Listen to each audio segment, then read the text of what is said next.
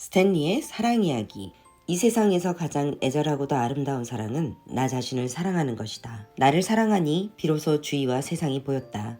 사랑이 세상을 채우면 삶의 소중함은 서로 지켜줄 수밖에 없다. 기쁨과 슬픔, 희망과 두려움이 뒤섞여 있는 삶이라도 왠지 불안하지 않다. 삶은 고귀한 사랑을 배울 소중한 기회가 주어지는 시간이다. 그 소중한 기회가 있다는 것을 알게 되면 증오가 아닌 사랑으로 살게 되고 그 사랑으로 온 세상을 채우려 한다. 사랑이라는 본질을 보고 느끼고 즐기는 것이 최고의 인생이다. 공동체도 사랑 안에서 행복한 삶을 지향한다. 국가의 품격도 마찬가지다. 사랑이 우선순위인 나라가 바로 부강한 나라다. 국가의 신뢰지수가 높고 복지가 발달한 나라는 사랑이 사회적 시스템의 뿌리로서 구축된 나라들이다. 모든 사람은 자신에 대한 걱정이 아닌 사랑으로 살아간다. 톨스토이의 말처럼 사람은 그 무엇보다 사랑으로 살아간다. 이 지극히 평범한 이 진리를 깨달을 때 삶이 달라진다. 부와 명예를 바라보는 시선 또한 기준도 바뀐다. 그런 것들은 사랑이 우선순위인 사람에게 따라오는 것이지 그 자체가 목적이 아니다. 이때 모든 사람이 이를 부러워하고 사랑을 가장 우선순위에 두려고 할 것이다. 그저 좋은 마음으로 세상을 바라보자는 식의 낙관주의와는 다르다. 자신을 사랑의 눈으로 바라볼 수 있으니 제3의 눈으로 보는 것처럼 파악하는 게 가능하다. 사람들은 대체로 앞으로의 바람만을 생각한다. 무엇을 하고 싶다거나 어떻게 되고 싶다는 사람만 쫓는다. 내가 누군지 모른 채 무엇이 되고 싶다고만 하니 그 괴리감이 매우 크다. 그래서 도달하지 못하는 이 상향을 바라보며 더 허망해지는 꼴이다. 사랑의 본질을 찾는 것은 지금 자신을 되돌아보는 것이다. 나를 감싸고 있는 이 거추장스러운 뭔가를 하나씩 떼어내는 것이다. 지금까지 나를 말해주는 것이라고 여겼던 학력이나 직업, 재산 등은 그저 빈 껍데기일 뿐이다. 기타 감정들도 나를 감싸고 있는 거추장스러운 껍데기에 불과하다. 이 모든 것을 벗어던지고 자신의 내면을 보면 사랑의 본질이 보인다. 언젠가 나에게서 표현되기를 기다리는 사랑. 나의 인생을 바꿔줄, 아니 우리 전체의 인생을 바꿔줄 그 사랑이 드러난다. 자신을 사랑한다는 건 뭘까요? 우리가 돈과 명예가 높으면 행복하다고 생각들을 하잖아요. 그런데 동네 사랑방 모임에서 보면 아유 그 집에 돈도 많고 그런데 그 집 남편이 바람 폈대. 아유 그 집 애가 이상하단다. 이런 말들 굉장히 많이 돌아요. 돈과 명예가 있더라도 완전한 행복은 없다. 그렇게 생각할 수도 있는데요. 결과적으로 흔히 하는 말들이 어른들이 아유 그냥 평범한 게 최고다. 이곳에서는 분명히 말을 하고 있습니다. 낙관주의는 아니고요. 편하게 생각하는 것은 아니라는 것이죠. 자신의 본질을 아는 것입니다. 이 본질이라는 것은 사실 자라나는 도중 환경에 의해서 변화되기도 하고요.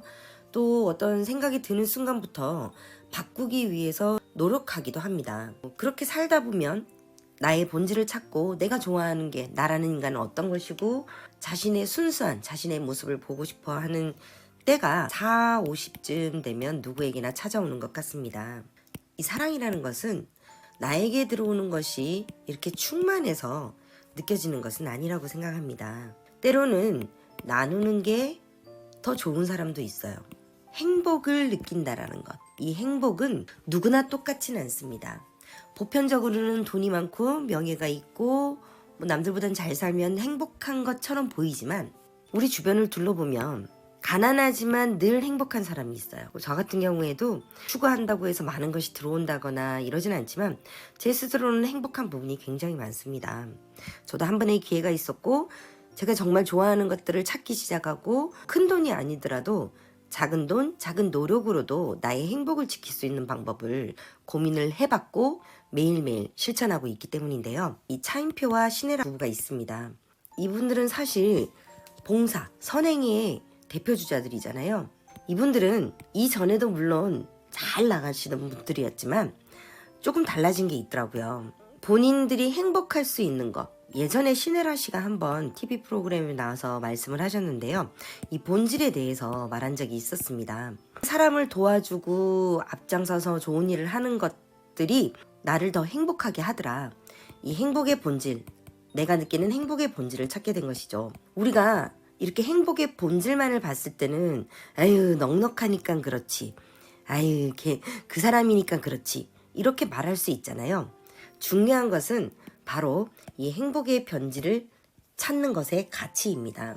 물론 승승장구해서 잘 사는 사람들도 있고요. 늘 실패하는 사람들도 있지만요.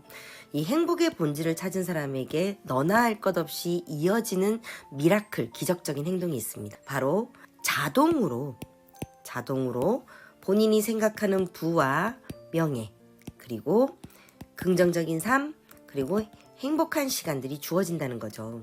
극단적인 부와 명예, 긍정, 행복은 아닙니다. 항상 내가 행복한 게 뭔지 아는 사람들은 나머지 끝들에 대해서 두루두루 충만하게 채워가는 경향이 있더라는 거죠. 맞습니다. 갈등, 고민 다 떼어내고, 그리고 학력, 경력 모든 거 다 떼어내고 가만히 눈을 감으면서 하나, 둘, 셋 생각을 해보세요.